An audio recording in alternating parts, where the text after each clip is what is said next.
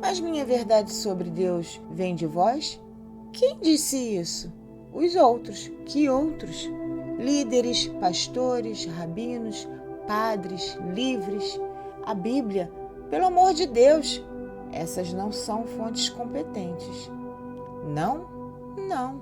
Então quais são? Fique atento aos seus sentimentos, aos seus pensamentos mais elevados e à sua experiência. Sempre que qualquer um deles for diferente do que lhe ensinaram seus mestres ou do que leu em seus livros, esqueça-se das palavras. As palavras são a fonte menos confiável da verdade. Há tantas coisas que eu quero dizer e perguntar, não sei por onde começar. Por exemplo, por que o Senhor não se revela? Se realmente existe um Deus e o Senhor é Ele, por que não se revela de um modo que todos nós possamos compreender? Eu tenho feito isso repetidamente e eu estou fazendo de novo agora. Não, quero dizer, através de um método de revelação incontestável. Como? Como aparecer agora, diante dos meus olhos. Estou fazendo isso. Onde? Em todos os lugares para onde olhar. Não, quero dizer, de um modo incontestável, que nenhum homem poderia negar. E qual seria? Sob que forma gostaria que eu aparecesse? A forma que o Senhor realmente tem. Isso seria impossível, porque não tem uma forma que vocês conheçam. Poderia adotar uma forma que poderiam reconhecer. Então, todos presumiriam que o que viram é a única forma de Deus, não uma dentre muitas. As pessoas acreditam que eu sou como elas me veem, e ao invés de como não veem, mas eu sou o grande invisível, não aquilo que me transformo em um determinado momento. Em certo sentido, eu sou aquilo que não sou, e é do não ser que eu venho e para onde sempre retorno. Porém, quando eu assumo uma determinada forma, em que penso que as pessoas podem me reconhecer, elas me atribuem essa forma para todo sempre. E se eu aparecesse sobre outra forma para outras pessoas, as primeiras diriam que eu não apareci para as segundas, porque a minha forma e minhas palavras não foram as mesmas. Então, como poderia ter sido eu? Portanto, o que importa não é o modo ou a forma como me revelo. Seja qual for o modo e a forma que eu assumir, não serão incontestáveis. Mas e se o Senhor fizesse algo que provasse sem dúvida alguma quem é? Ainda existiriam aqueles que diriam que era o demônio, ou simplesmente a imaginação de alguém, ou que a causa era qualquer outra que não eu. Se eu me revelasse como Todo-Poderoso, Rei do céu e da terra, e movesse montanhas para prová-lo, haveria aqueles que diriam: deve ter sido Satanás. E é assim que deveria ser, porque Deus não revela a si próprio através de observação externa, mas através de experiência interna. Quando a experiência interna revelou a Deus, a observação externa não é necessária.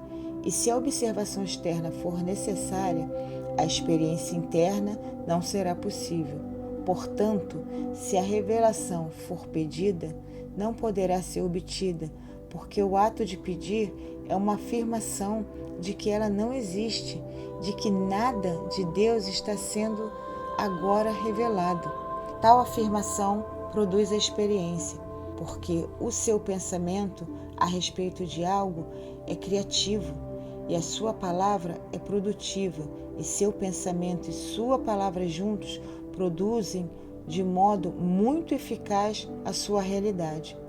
Por isso, a sua experiência será a de que Deus não está sendo agora revelado, porque se estivesse, você não pediria a Ele que se revelasse. Isso significa que não posso pedir o que desejo? Está dizendo que rezar pedindo algo, na verdade, nos impede de consegui-lo? Essa é uma pergunta que é feita há séculos. e que sempre foi respondida. Contudo, vocês não ouviram a resposta ou não acreditaram nela. A pergunta é respondida novamente em termos e linguagem atuais, deste modo: você não terá aquilo que pedir e tampouco não pode ter tudo o que quer. Isso ocorre porque o seu próprio pedido é uma afirmação de carência, e você dizer que deseja algo apenas produz essa experiência, a do desejo em sua realidade. Portanto, a oração correta nunca é de súplica, mas sim de gratidão. Quando você agradece a Deus antecipadamente pelo que escolheu experimentar em sua realidade, de fato reconhece que isso está lá, realmente. Logo, a gratidão é a afirmação mais convincente para Deus, uma afirmação de que, mesmo antes de você pedir, eu atendi o seu pedido. Então, nunca suplique, agradeça. Mas se eu agradecer antecipadamente a Deus por alguma coisa e ela nunca acontecer, isso poderia levar a uma desilusão e amargura. A gratidão não pode ser usada como um meio de manipular Deus, de enganar o universo. Você não pode mentir para si mesmo. Sua mente conhece a sinceridade de seus pensamentos. Se você disser obrigado, Senhor, por tais dádivas, e o tempo todo estiver muito claro em sua mente que essas dádivas não existem em sua realidade atual, não poderá esperar que Deus veja isso menos claro do que você e o produza para você. Deus sabe o que você sabe, e o que você sabe é o que aparece como realidade. Então, como posso ser sinceramente grato por algo que sei que não tenho? Fé. Se tiver apenas a fé de uma semente de mostarda, moverá montanhas. Você passa a saber que tem, porque eu disse isso. Porque eu disse que, antes mesmo de você pedir, eu lhe darei. Porque eu disse de todos os modos possíveis, através de todos os mestres que conhece, que tudo que escolher, escolhendo em meu nome, terá. Mas muitas pessoas dizem que suas preces não foram atendidas. Nenhuma prece.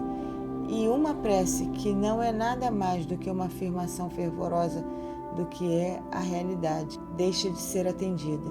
Todas as preces e afirmações e todos os pensamentos e sentimentos são criativos, até o ponto em que forem tidos fervorosamente como verdadeiros, se manifestarão em sua experiência. Quando é dito que uma prece não foi atendida, o que de fato aconteceu foi que o pensamento, a palavra ou o sentimento mais fervoroso tornou-se mecânico. Contudo, o que você precisa saber é esse o segredo.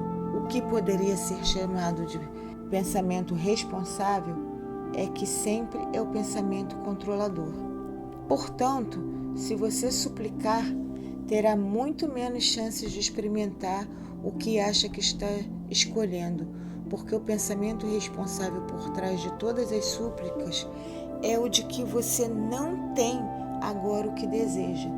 Esse pensamento responsável se torna a sua realidade. O único pensamento responsável que poderia repelir esse pensamento é o baseado na fé, em que Deus sempre atenderá a todos os seus pedidos. Algumas pessoas têm essa fé, mas são muito poucas. O processo da prece se torna muito mais fácil, em vez de ter de acreditar que Deus sempre atenderá a todos os pedidos. A pessoa entende intuitivamente que o pedido em si não é necessário. Então, a prece é de agradecimento, não um pedido, mas uma afirmação de gratidão pelo que é verdade. Quando o Senhor diz que uma prece é uma afirmação do que é verdade, está dizendo que Deus não faz coisa alguma? Que tudo o que acontece depois de uma prece é um resultado da ação da prece? Se você pensa que Deus é um ser onipotente que ouve todas as preces, diz sim para algumas, não para outras, e talvez, mas não agora, para o restante, está enganado. seguindo que regras ele decidiria? Se você pensa que Deus é o Criador e direcionador de todas as coisas em sua vida, está enganado. Deus é o observador, não o Criador. E Ele está pronto para ajudá-lo a viver, mas não do modo que você poderia esperar. Não é função de Deus criar ou não criar as situações ou funções de sua vida. Deus criou você à sua imagem e semelhança. Você criou o resto através do poder que Ele lhe deu. Deus criou o processo da vida e a própria vida como você os conhece. Contudo, deu-lhe o livre-arbítrio para fazer dela o que quiser. Neste sentido, seu desejo para si mesmo é o desejo de Deus para você. Você vive de um determinado modo e eu não tenho preferências no que diz respeito a isso. Essa é a grande ilusão de vocês, que Deus se importa com o que fazem. Eu não me importo com o que fazem. É duro ouvir isso, mas vocês se importam com o que seus filhos fazem quando eles saem para brincar? Importam-se com o fato de brincarem de pique-cola, esconde-esconde ou faz de conta? Não, porque sabem que estão totalmente seguros. Vocês os colocaram em um ambiente que consideram bom e bastante adequado. É claro que sempre esperarão que eles não se machuquem, mas se isso acontecer, estarão lá para ajudá-los a curá-los e fazer com que voltem a se sentir felizes e seguros para brincarem outro dia. Mas também não se importarão com que eles decidirem brincar no dia seguinte. É claro que dirão a seus filhos quais brincadeiras são perigosas, mas não podem impedir que eles façam coisas perigosas, não para sempre, não em todos os momentos, até a morte. Os pais sensatos sabem disso. Contudo, os pais nunca param de se importar com o resultado. É essa dicotomia, não se importar muito com o processo, mas se importar muito com o resultado, que chega perto à definição da dicotomia de Deus. Contudo, em certo sentido, Deus não se importa nem mesmo com o resultado, nem com o resultado final, porque este é certo. Eis aí a segunda grande ilusão do homem, que o resultado da vida é incerto. É essa a dúvida a respeito do resultado final que criou o seu maior inimigo, o medo. Porque se você duvida do resultado, duvida de Deus, não crê nele. E se não crê em Deus, viverá para sempre com medo e culpa. Se duvidar das intenções de Deus, da capacidade dele de produzir esse resultado final, então como poderá relaxar? Como poderá algum dia finalmente encontrar a paz? No entanto, Deus tem o pleno poder de combinar as intenções com os resultados. Vocês não conseguem e nem conseguirão acreditar nisso, embora afirmem que Deus é todo-poderoso. E então criam em sua imaginação um poder análogo ao de Deus, para encontrar o modo da vontade divina ser contrariada. Até mesmo imaginaram um Deus em guerra com esse ser, achando que eu resolvo os problemas como vocês fazem. Finalmente, de fato, imaginaram que Deus poderia perder essa guerra. Isso vai contra tudo que vocês dizem saber sobre Deus, mas não importa. Vocês vivem com as suas ilusões e por isso sentem medo porque decidiram duvidar de Deus. Mas e se tomassem uma nova decisão? Qual seria o resultado?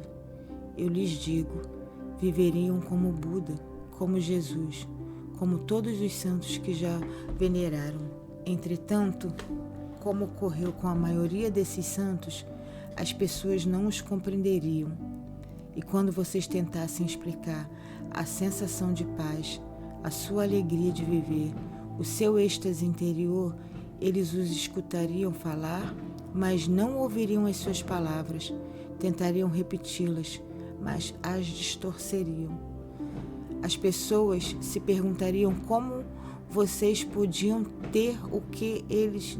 As pessoas se perguntariam como vocês poderiam ter o que elas não tinham, e então sentiriam inveja. Logo, a inveja se transformaria em raiva, e em sua raiva elas tentariam convencê-los de que eram vocês que não compreendiam Deus. E se não conseguissem estragar a sua alegria, tentariam prejudicá-los. Tamanha raiva que sentiam. E quando vocês lhe dissessem que isso não importava, que nem mesmo a morte poderia tirar a sua alegria ou mudar a sua verdade, certamente os matariam. Então, quando vissem a paz com que aceitavam a morte, seriam considerados santos e amados de novo, porque é típico da natureza humana amar, depois destruir e então amar novamente o que valorizam mais. Mas por quê? Por que nós fazemos isso? Todas as ações humanas são motivadas em seu nível mais profundo por uma entre duas emoções, medo ou amor. Na verdade, há apenas duas emoções, apenas duas palavras na linguagem da alma. Esses são os extremos opostos da grande polaridade que eu criei quando produzi o universo e o seu mundo, como o conhecem hoje. Há dois pontos, o alfa e o ômega, que tornam possível a existência do sistema que vocês chamam de relatividade. Sem os dois pontos, essas duas ideias sobre as coisas, nenhuma outra ideia poderia existir. Todos os pensamentos e atos humanos se baseiam no amor ou no medo. Não há outra motivação humana, e todas as outras ideias se originam dessas duas. São simplesmente versões diferentes, variações do mesmo tema. Pense bastante sobre isso e perceberá que é verdadeiro. É o que chamei de pensamento responsável, um pensamento de amor ou medo. É o primeiro pensamento por trás do pensamento. Sua força motora é a energia natural que põe em movimento a máquina da experiência humana. E eis aqui como o comportamento produz a experiência após experiência. É por isso que os seres humanos amam, depois destroem e então amam novamente. Sempre existe a passagem de uma emoção para outra. O amor abona o medo, que abona o amor, que abona o medo. E o motivo é a primeira mentira, aquela que vocês têm como verdadeira em relação a Deus, a de que não se pode confiar nele, nem depender do seu amor, e que a aceitação dele a seu respeito é condicional, que, portanto, o resultado final é incerto. Porque se vocês não puderem confiar em que o amor de Deus sempre existirá, no amor de quem poderão confiar? Se Deus os abandonar quando não agirem adequadamente, os simples mortais não farão o mesmo? Então sucede que quando vocês juram o seu amor mais sublime, enfrentam o seu maior medo, porque a primeira coisa com que se preocupam depois de dizerem "eu amo" é se ouvirão o mesmo como resposta. E se ouvirem, começarão imediatamente a preocupar-se com a possibilidade de perderem o amor que acabaram de encontrar. E por isso, toda ação se torna uma reação, uma defesa contra a perda, até mesmo quando vocês tentam defender-se contra a perda de Deus. Contudo, se soubessem quem são, os seres mais maravilhosos e notáveis que Deus já criou, nunca sentiriam medo. Quem os poderia rejeitar? Nem mesmo Deus encontraria falhas em seres assim. Mas vocês não sabem quem são e se consideram ser muito menos. E de onde tiraram a ideia de que são muito menos do que maravilhosos? Das únicas pessoas cujas palavras aceitariam para tudo, sua mãe e seu pai. Essas são as pessoas que vocês amam mais. Por que mentiriam? Porém, elas não lhe disseram que são demais isso e o não suficiente aquilo? Não lhes lembraram que devem ser vistos e não ouvidos? Não os repreenderam em alguns de seus momentos de maior exuberância? E não os incentivaram a deixar de lado algumas de suas ideias mais fantásticas? Essas são as mensagens que vocês receberam e, embora elas não estejam de acordo com as normas e, portanto, não sejam de Deus, poderiam ter sido, porque certamente vieram dos deuses do seu universo. Foram os seus pais que lhe ensinaram que o amor é condicional. Vocês tiveram consciências de suas condições muitas vezes e é essa a experiência que levam para seus próprios relacionamentos amorosos. Também é a experiência que levam para mim. A partir dessa experiência, tiram suas conclusões sobre mim. Dentro dessa estrutura, contam a sua verdade. Dizem, Deus é amoroso, mas se vocês não cumprirem os seus mandamentos, Ele o punirá com o desterro e a condenação eterna. Vocês já não experimentaram o desterro que lhes foi imposto por seus próprios pais? Não conhecem a dor da sua condenação? Como então poderiam imaginar que fosse diferente comigo? Vocês se esqueceram de como é ser amado incondicionalmente. Não se lembra da experiência do amor divino e por isso tentam imaginar como deve ser o amor de Deus baseado no que sabem sobre o amor do mundo.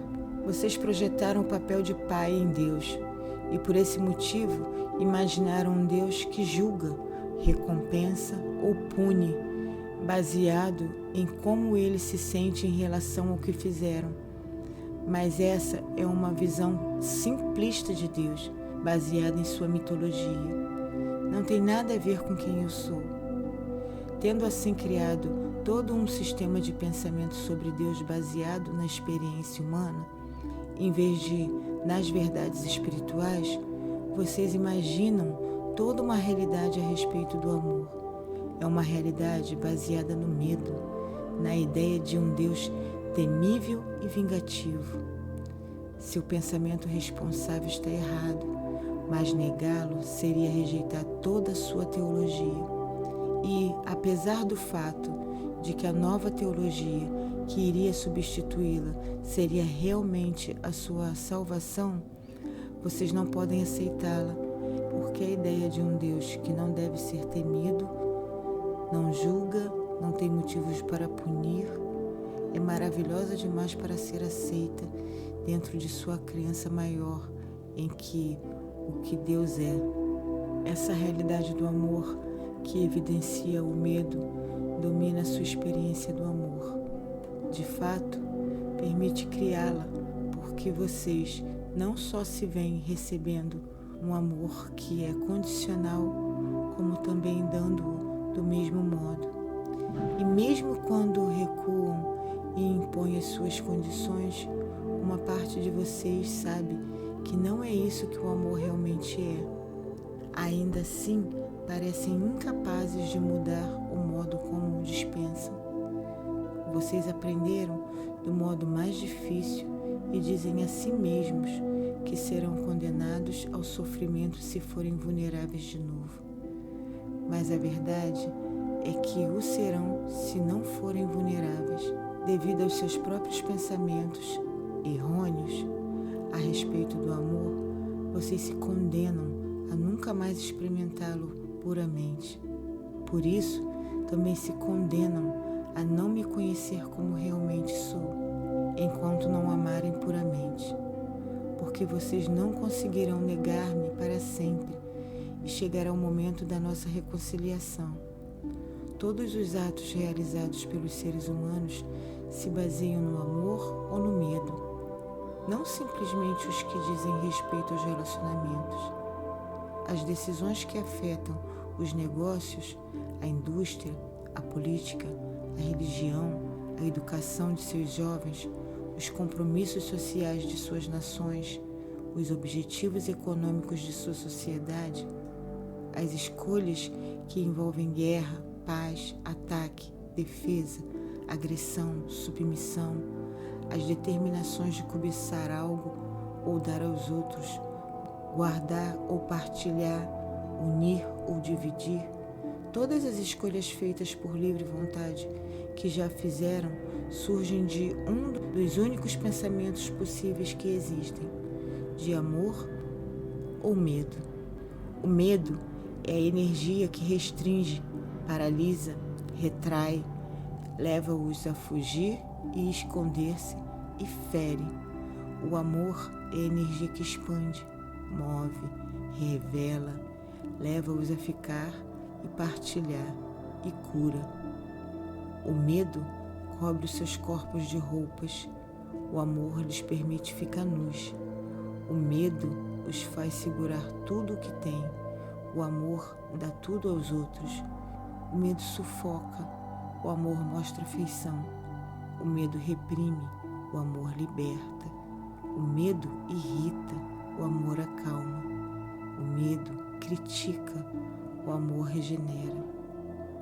Todos os pensamentos e atos de todas as palavras humanas se baseiam em uma dessas emoções. Vocês não têm escolha em relação a isso, porque nada mais há a escolher, mas têm livre-arbítrio para decidir a qual dessas escolher.